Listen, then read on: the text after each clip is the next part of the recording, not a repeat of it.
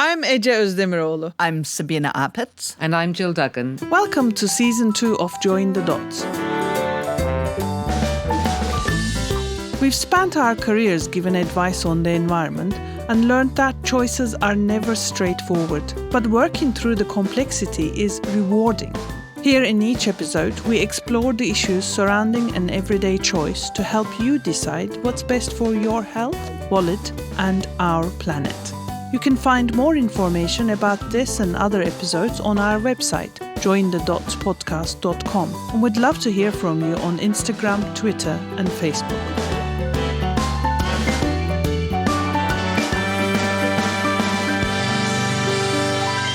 So in previous episodes, we talked quite a bit about how we can spend our hard-earned cash on a variety of things, from as little as a reusable mask to as large as installing a heat pump in your home or buying an electric vehicle. But it's just as important to talk about how our cash works for us and others. After all, oh, do I dare? Money makes the world go round, the world go round, the world go round. Yeah, okay, it's not a singing podcast. Anyway, it's from the cabaret.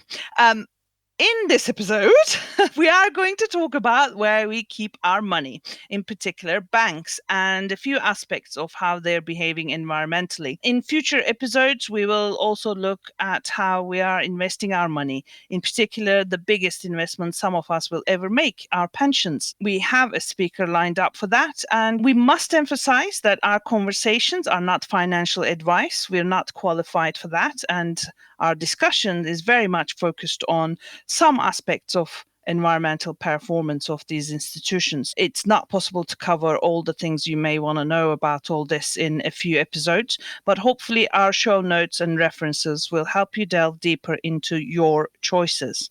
So to talk about banking, we are joined by the most unlikely banker, well, not really a banker, Dr. Sarah Kemmitt.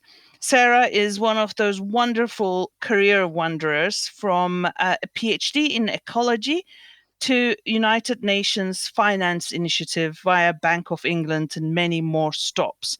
Welcome, Sarah. Did I get it right? Was it PhD in ecology?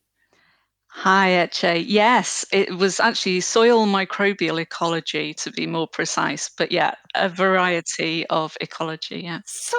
Oh my God, Sabina. Sabina is beaming because Sabina is our mud queen. Yeah, but I do sediments. The soil has to be very wet. Okay, so let's see the challenge. How do we squeeze soil into a conversation about banks? But we're meeting here here online, of course, on the 6th of February 2022, a Sunday, to note that because that's how much we love this stuff. So please, Sarah, start us off by telling us a little bit about yourself. How did you went from PhD in soils to United Nations Finance Initiative? Well, thank you, Ece. It's been a really long and twisty journey to get where I am now. I mean, probably going back a bit before the PhD, and it was really in the late 80s, I went to UEA to do one of those first multidisciplinary degrees that were available in environmental sciences. To me, I felt that the environment was really going to be the most important issue of our time. And then after university, I ended up volunteering for quite a long time and then eventually got bits of paid work. But I was managing ancient woodlands, lowland heaths, and wetlands over in East Anglia. But I became really increasingly aware that the reserves that I was managing were like little oases within a sea of monoculture. And I felt that actually what was really important was that we needed to fundamentally change the way we grow our food and eat. So I got really into permaculture and agroforestry, and I went to Bangor University in North Wales to do a master's, as that was one of the only places that actually taught agroforestry. And then later I went back to Bangor to do a PhD on the sustainable management of soils, which was where I studied organic matter dynamics. I did that PhD and then I did 5 years of postdoctoral research at Rothamsted Research, which is one of the oldest agricultural research stations in the world, actually, where a lot of very sort of seminal work on soil science and statistics was done. And it was a huge privilege to work with some of, the the world's best soil scientists there, and have some really fantastic international collaborations. But my personal situation was a little bit challenging, as I was earning the only income for a family of 4, and postdoc salaries at that time were not very good. And also, I wasn't really happy bringing up my kids where I was living, and really needed to find a solution. And it kind of eventually, after I felt like I'd had a few hard knocks, I decided to look outside of working as a research scientist. And, that was a real emotional wrench for me. But I moved to the British Library to develop a strategy for them to support scientists, but also, importantly, the users of scientific information, and to help them to navigate the digital information transition. And I had a really good almost 3 years there. And what I really hoped to achieve was to improve the way science was used by practitioners and policymakers, etc., to make more of a difference. Because although I really loved working on fundamental science, I kind of felt we know enough because we know what we need to do. It's actually the action that's really the highest priority. And I thought maybe working on the information flow was a really important part of that. And then it was, I'd say, pretty random that one day in the back of the New Scientist magazine, I saw an advert for a job at the Financial Services Authority. And they said that you didn't need experience in finance because they would train you. And it was just after the financial crisis. And I really had not understood the financial crisis in any depth at all. You saw the news, but I didn't really know what the heck was going on there. I don't understand still. At the time, I didn't know how a bank worked, or any other financial industry for that matter. But I applied, and it took about 9 months and 5 interviews. And during that time, I kind of read books about finance and talked to friends that had worked in finance and things. And eventually, I kind of became convinced that ultimately what was destroying the environment was really how people were spending money and investing capital. And I thought, maybe if I can learn about finance and having a background in environmental science, there's a way to bring these things together to really affect a lot of change and the impact of sort of financial and human capital on natural capital. Yeah, so it took me a long time to learn about finance, and I worked in financial regulation and internal auditing for 10 years. But it was a brilliant way to get a really deep understanding of the financial system, because I was supervising banks and building societies. And I also worked in the Bank of England's own internal audit function. So I really got under the skin of what a central bank does, which is really, really fascinating. So kind of had such an in-depth experience of central banking and commercial banking. And then I was able to start to apply that to how we supervise the risks that are posed to financial institutions from climate change. So these are risks that might come from the physical effects, like a drought, a flood, a storm, or a heat wave, but also from the effects of transitioning to a low carbon economy. Managing the risks from climate change is really important for financial stability. And that's all looking at how climate change will impact a bank or an insurer. But ultimately, I felt to head off these risks, we've really got to look at the impact of the financial institution on climate change. And financial regulation hasn't really yet moved on to that side of the equation. So at the end of 2020, I left the Bank of England and I went to work for UNEP FI, which is the United Nations Environment Programme Finance Initiative, where I established the Net Zero Banking Alliance. And I also work on the Net Zero Asset Owner Alliance Secretariat. These are both voluntary commitments where financial institutions have committed to aligning their portfolio with a 1.5 warming trajectory, which means that we need to bend that global greenhouse gas emission curve down now and start hitting net zero emissions by 2050. Tell me a little bit more about net zero banking. I mean, we hear this term a lot, but it's rarely defined in any context for the non-expert. But what exactly does net zero banking mean? Are there specific criteria, or how is that evaluated? I mean, it is quite a complex thing. If you look back to the Paris Agreement, so the Paris Agreement was to try to restrict global warming to well below 2 degrees, aiming for 1.5. And if you translate that into a carbon budget for how much carbon can we burn to achieve a particular warming outcome, that means means you could be kind of in line with a 2-degree warming outcome and hit net zero around 2065. But if you want to restrict global warming to 1.5 degrees, there's a big difference between 1.5 and 2 degrees warming, then you need to be hitting net zero emissions by 2050. And what that means is we have to actually start to decrease our global emissions from now until 2050. We have to decrease them by, I think it's at least 7% each year. We can't just keep on emitting at a high level and then when we get to 2050 suddenly cut down to zero, because we're going to blow through our 1.5-degree carbon budget in 9 years at the current rate of emissions. So when it comes to banking, what that means, it's about their operational emissions, which is all of the emissions from all of their buildings and their branches and their machines and computers and servers and flights around the world and all of that kind of thing. But the real crucial thing is a concept called financed emissions and another concept called facilitated emissions. So what financed emissions are is when a bank makes a loan to a company, it's a concept of kind of responsibility that some of that company's emissions are then attributable to the bank. And there's different ways to kind of do the carbon accounting around this. And there are some really great initiatives that are really making progress. But fundamentally, it's about how much of the real economy companies' emissions are then attributable to the bank. And if it's done through a loan, then it's called a financed emission.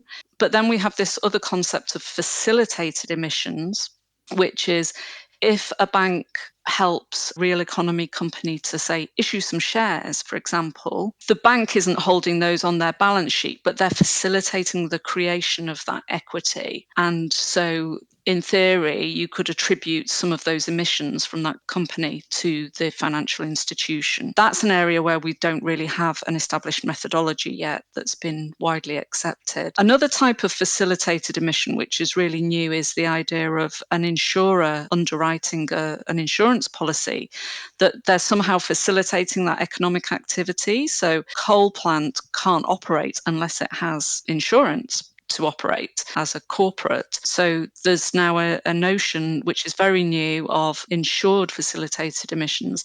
And then, of course, there's owned emissions. So if you're an asset owner, which may be a pension company or an insurance company that actually owns assets, owns shares and bonds and other types of assets, then they own part of that company which is creating those greenhouse gas emissions. So what we're looking to try and do is to help banks and asset owners and all the other types of financial institutions to align their portfolios with a scenario that's going to limit global warming to a 1.5 degree scenario. So most of the criteria that we have are around the nature of the scenarios that they're allowed to use to set their targets and to say the targets have to be in line with the science. And to be honest, it's really, really challenging because in many sectors, it's very hard to reconcile what we need to do according to the science to reduce greenhouse gas emissions by 2030 versus what the industrial sectors say is possible to achieve by 2030. But philosophically, it seems a massive change because when I was learning about pollution control and climate change policy, there were only two actors. There were the polluters and there were the regulators, and you created policies to polluters to pollute less. Whereas the world that you're depicting now has got enablers, facilitators, and asset owners, the people behind the polluter who is making pollution possible. So actually attributing some of the responsibility to those enablers like the banks and the investors, insurers, is almost revolutionary, wouldn't you say? This is why it's just been such a massive game changer, because the problem that we've had with the failure to address climate change has really been an absence of the kind of policies that are going to help to achieve that.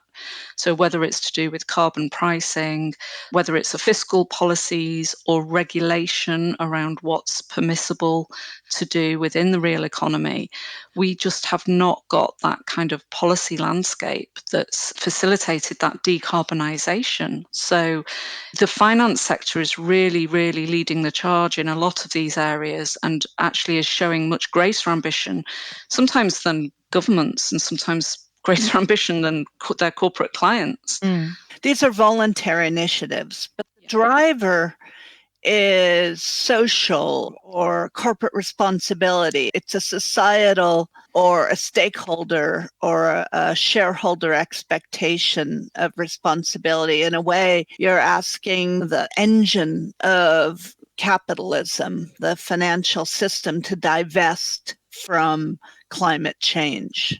Well, that's really interesting because we have a theory of change within the net zero alliances. And I'm not saying that divestment doesn't have a role, but it's not something that we necessarily encourage because it's possible for financial institutions to divest of their polluting assets and therefore make their portfolio look really good, but they may not have actually achieved real world decarbonisation in doing that because those assets could be picked up by other players in the economy, especially private equity. Because if you're not divesting or, as you say, reducing ownership of these companies, what are you doing? You're becoming a partner in their better practices. How is this implemented? So in the finance world, it's largely called client engagement. And what we really encourage is engagement between the financial institution and the client so that the financial institution can really understand the transition plan of the client and evaluate it and really push them to be in line with a 1.5 trajectory. And so it's a deep engagement process, or having an exclusionary policy could be the answer in the end. But it's far more preferable if the financial institution can really help that decarbonisation process. And also, sometimes it needs a fundamental shift in a business model. I wanted to come back to the drivers because Sabina mentioned about social drivers, pressure on the banks and the financial service. And there's obviously a competitive driver as well. If one bank is doing, the other ones want to join, and that's why you could kind of get more and more banks joining your alliance or somebody else's. But is there a kind of a self-interested financial driver as well, in that if they don't do something about climate change, if we don't all do something climate change, it's their investment that is at risk from extreme weather or increasing temperatures. And I use this as a positive thing. It's not as a selfish and horrible driver. Actually, it's the most sustainable driver, probably, because even the social interest dies down, that they're still interested in protecting their own investments. Does that come up as well? Does that come up explicitly? Yeah, definitely. I think for many financial institutions, they are now seeing climate change as an existential threat. So for an asset owner, they're there to give pensions to people in their old age. And, are people going to be able to retire? Are they going to be able to have an old age if we have catastrophic climate change? Insurers, are they going to be able to insure if we're in an uninsurable world? It is actually an existential threat to many banks because of the level of threat that there is to financial stability. I kind of view them as two sides of the same coin, and it's become known in Europe as what's called double materiality. So one thing is to think about the risk that climate change poses to the financial institutions, so to their assets. Will their assets become worthless because of either some physical damage from a storm or a flood, or because we've transitioned to a zero carbon economy and the business model of the client is now redundant or not allowed or somehow impaired in value? And so there really is a threat to the assets that are held by financial institutions. On the other side of the coin, it's all about impact and aligning with 1.5. And actually, that is the only sensible mitigant that we have to the risk, is that if all parts of the economy align to a 1.5 degree scenario, that's the only way that we're going to have an orderly transition that's going to avoid the potentially catastrophic consequences of climate change. So, yeah, I mean, it's definitely in their self-interest, but as much as it's in the self-interest of everybody to align. It's not charity work here. It's not just good nature. Doing what we consider the right thing is also deeply, deeply self-serving because we're all part of the same system. Yeah, that's right. And Net Zero Banking Alliance is very focused on one thing, and that is climate mitigation. It's really focused on decarbonisation, but it's actually kind of part of a much broader framework that UNEP FI runs, which is called the Principles for Responsible Banking. And that covers lots of other areas like nature and biodiversity and financial inclusion and thinking about water risk. And so many of these things are really intertwined when you get into the nature of those risks to ecosystem services, water, nature, all of those ecosystem functions and climate. So, hopefully there's lots of win-wins to be had out there. We are having a fascinating conceptual discussion, but actually, this is real stuff. These are real banks. Some of them are high street banks, very recognizable names. And if you just Google Net Zero Banking Alliance, it comes up anyway. But you can search. There, you got 102 banks in your membership in 40 countries. I'm reading it off the website. I haven't memorized. It covers total asset value is 67 trillion US dollars. And that, in itself wouldn't mean anything, but you have the very useful statistics next to it on your website saying this is 44% of global banking assets. So the banks that manage 44% of all the assets banks own across the world have committed to support businesses and reduce their own emissions in line with a 1.5-degree climate change. And there's a whole list of banks here, and there's a search function. So anybody listening to this, you can go to this link and we will have it in the notes, and you can search for the bank that you're banking with to see if they're a member of the UNEP FI Net Zero Banking Alliance. If they're not, contact them and say, why aren't you? Not that, I mean, we're not promoting the Net Zero Banking Alliance, but no, if you're not a member of this alliance, what are you doing about this? Right? What are you doing about your climate emissions? And don't just talk to me about you buy renewable energy for your office space. Tell me what you're investing my money in kind of businesses and sectors. So it's just possible to write to banks, isn't it? Yes. Mhm. Sarah, when we talked about this before, you said to me that so much of finance industry relies on individuals not engaging. What did you mean by that? And does that affect how banks behave in this context that we're talking about? That most consumers engage very little with their financial service providers. Mm-hmm. So there's a very popular sort of statistic that people change their partners more often than they change their banks. I think most bank account holders stay with the bank for 17 years, whereas the average British marriage is about 11 and a half years. And I mean, I certainly still have the bank account that I opened when I went to university, so more than 30 years ago. And also so many people don't have the time or the interest to engage with it. And for example, so many people just let their insurance automatically renew without shopping around. And actually, the FCA is really looking at that now. Companies take advantage of that lethargy. And so many people with pensions just leave their money in the default fund and they never really go into their pension and look at what it's invested in and actually make an active decision about which funds they're going to pop their money into. Many people really don't even know that there's a possibility to do that. So there's been some great campaigns like the Make My Money Matter campaign, and people are starting to realize that actually a lot of that money that is provided to the real economy by financial institutions is actually from your own savings and your own pension. Even for those of us that are not particularly asset rich, it's probably one of the most important ways that we can make a difference. But it is very difficult. And we are kind of almost kept out of the detail of the finance because language is different, things are complex. How can we make this easier? Yeah, I think there's kind of three main barriers, really. So the first one is kind of lethargy and procrastination. And that is the same for everybody. And I am as much at fault as everybody. And that's because it's in the important but not urgent category of life. It's really important. It is one of the most impactful things that you can do, but actually there's always other things that are higher up the priority list. The second one is that really, even once you get around to it, the information is just not transparent or easy to compare. I found when I went into my pension pot to look at moving around the funds that it was invested in, I just couldn't compare the information easily. And there's no real excuse for that now. And you look at how easily you can compare mobile phones or fridges on websites now.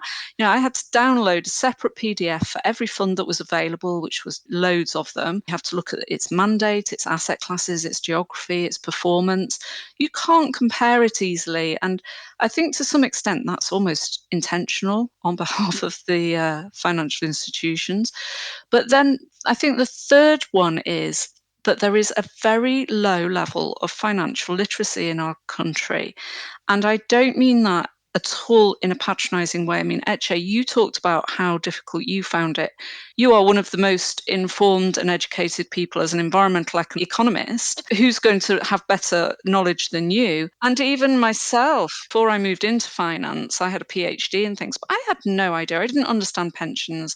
I knew the basics about how insurance worked, but I didn't know anything about the asset side of an insurance company.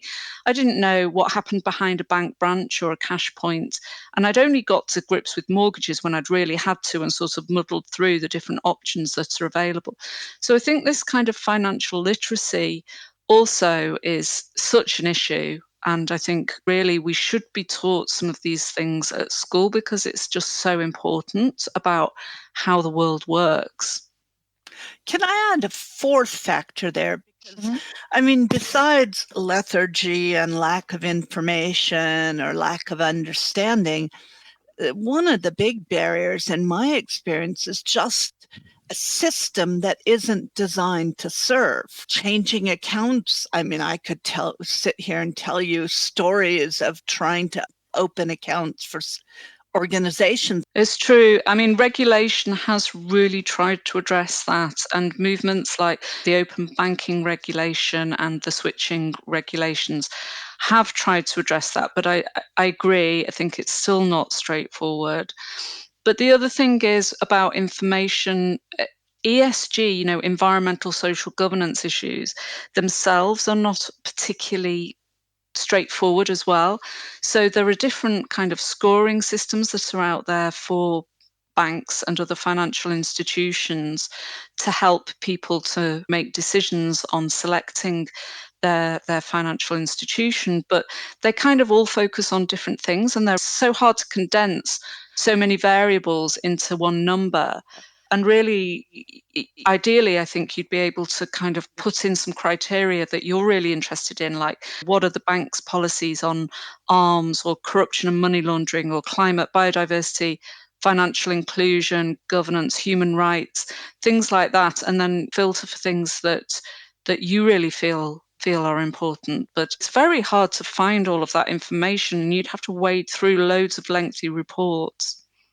Sarah, it's interesting you mentioned like you look at the criteria, what's important to you, and we repeat that in different contexts throughout the podcast actually. So when we were looking at the bank that we work with, we came up with these three things. Let me tell you what they were and see what you think about them. So one was the investments and attitudes of the bank. So areas of active investments, were they supporting the things that were important for us that we wanted supported? And what were their exclusions? What did they exclude? What did they not invest and divest from, which was incidentally much easier to find information about, and whether they had particular attitudes that told us anything. So in terms of any statements they made, that we even looked at the kind of what the CEO said on climate change and things like that, which obviously everyone is not going to do. But we also looked at practices of the bank, so more social, people related things, not just environmental perhaps, whether they had any fines or court cases about obviously their tax situation, how transparent they are, how they score in terms of how they treat their workers and things like that. And finally, and We also looked at their operations, whether they could serve our commercial banking needs, because in the real economy, we do have to move the money around. And so there were some banks that were scoring very well in the first criterion, but their commercial services were very limited. The things that we needed, they didn't do, or they didn't do for kind of business that we are. We looked at was the goodshoppingguide.com, which has a list on ethical banks and building societies. I'm not sure if this is UK specific, although some of the banks are international banks anyway, and they're scored across their all international performance. And then there's another rating thing called BDRC. It's an international consumer insight consultancy, apparently, which those two sources were the most comprehensive that we found. But I'm sure there are other sources of information available on the market. That right? That's what they say on the BBC. Did we miss anything else that we should have looked at? Do you think? How did we score?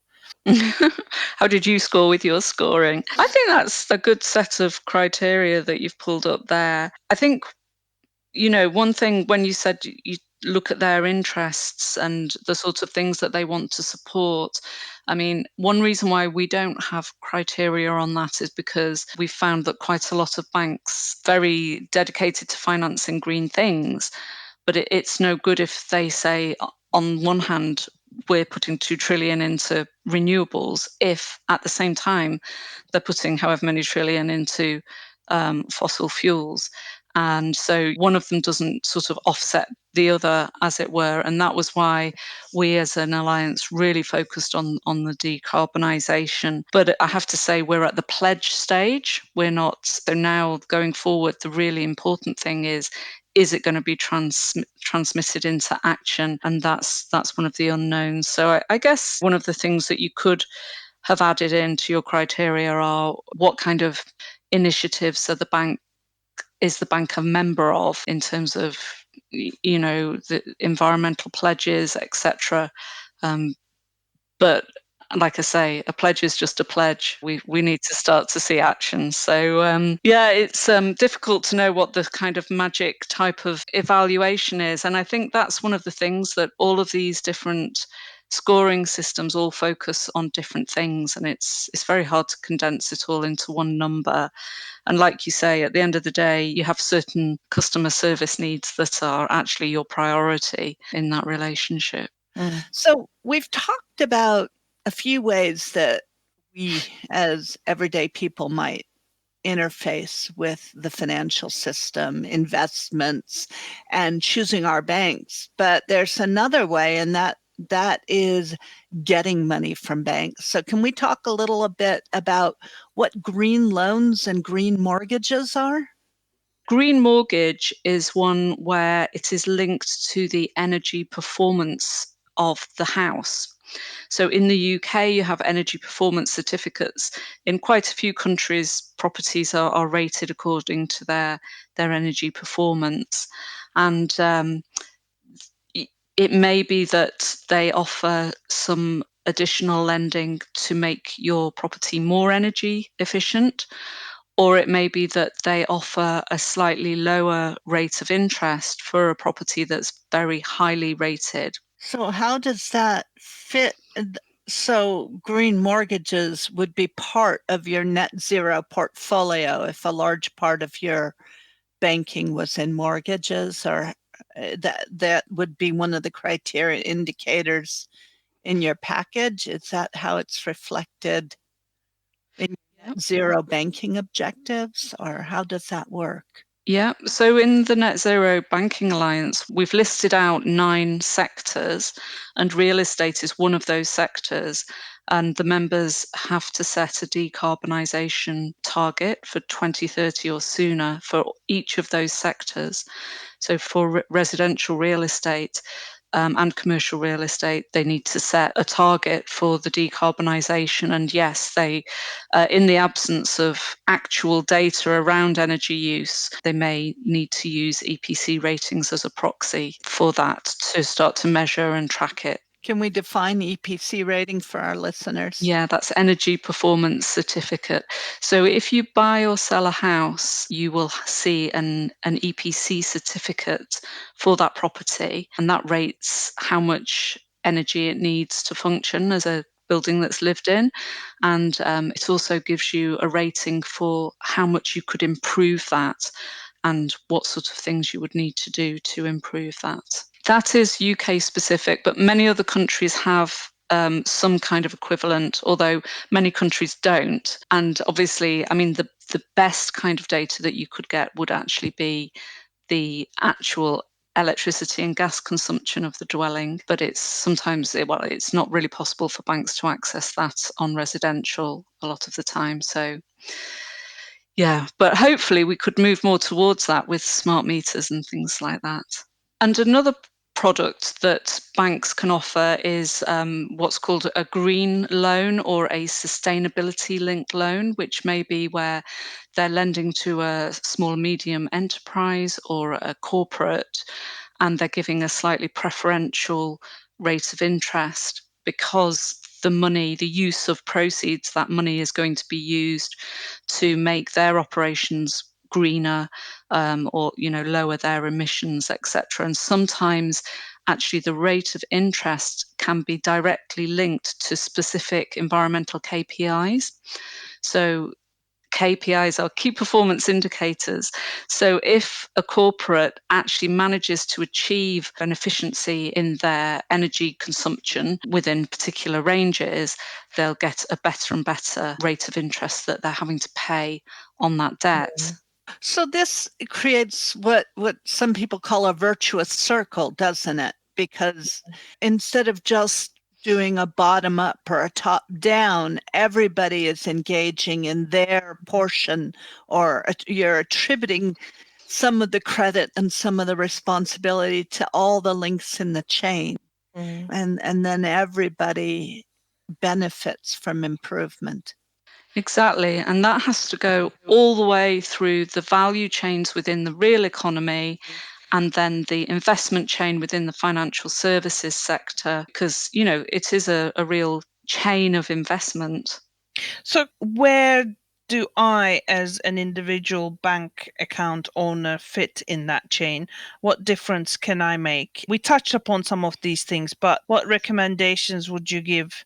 Well, I really think there's value in looking into different banks that offer services that you're interested in, or insurers or pension companies, etc., and really looking at their credentials on environmental matters and selecting ones which you feel are more in line with your values or give you the option to give you some assurance that your money will be used in a way that you feel is consistent with your values.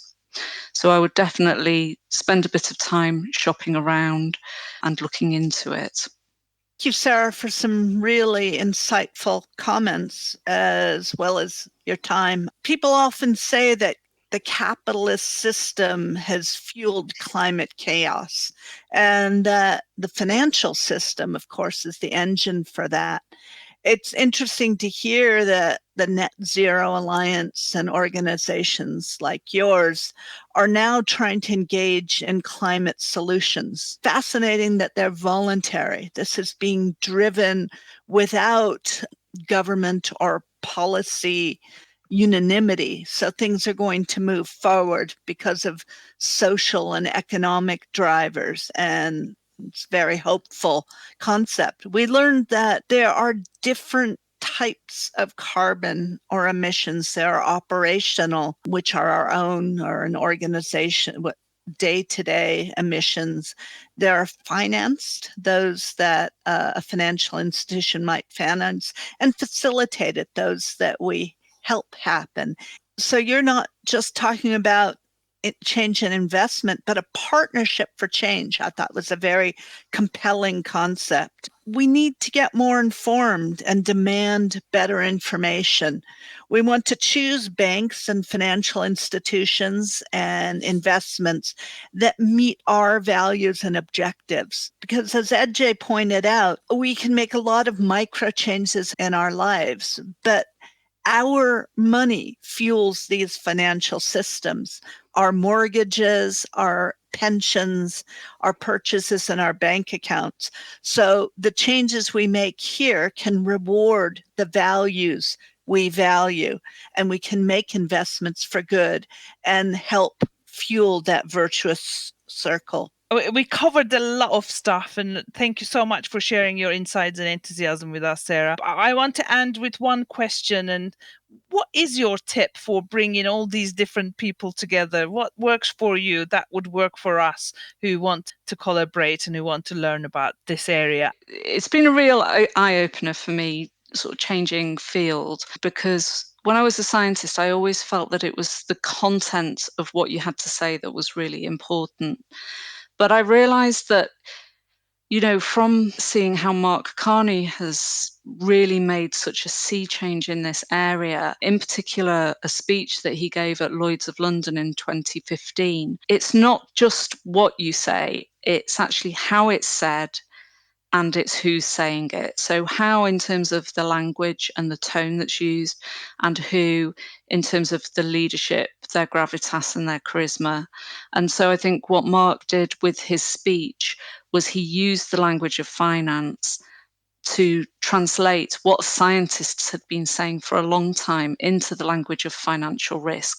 And he talked about market risk, operational risk, credit risk, legal risk, regulatory risk, and just brought home that what the scientists had been saying over there for decades actually had transmission channels to what the finance sector was doing over here. And very few people had made that mental connection before. As with all these things, with hindsight, that seems sort of mind, but I think it really is the case. It took till 2015 for that kind of epiphany to happen. And I think also another thing that I've learned is that when I was a scientist, I think I used to feel a lot that I should have all the answers and I should find all the answers. And science is quite a personal journey. And when you come out of science, you realize the rest of the world is quite different. And that actually, I wasted a lot of time when I was doing research in the lab, banging my head against a brick wall, feeling that I had to come up with the answers. And I've really learned that's what's a lot more important than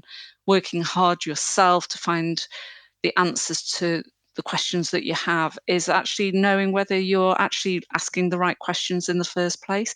And you only really get that through talking things through with the right people that come from different backgrounds, really different experiences, and bouncing around ideas. And I think sometimes with modern life, we're just so busy that we don't necessarily make the time to do that as much as we could and as much as could really be helpful.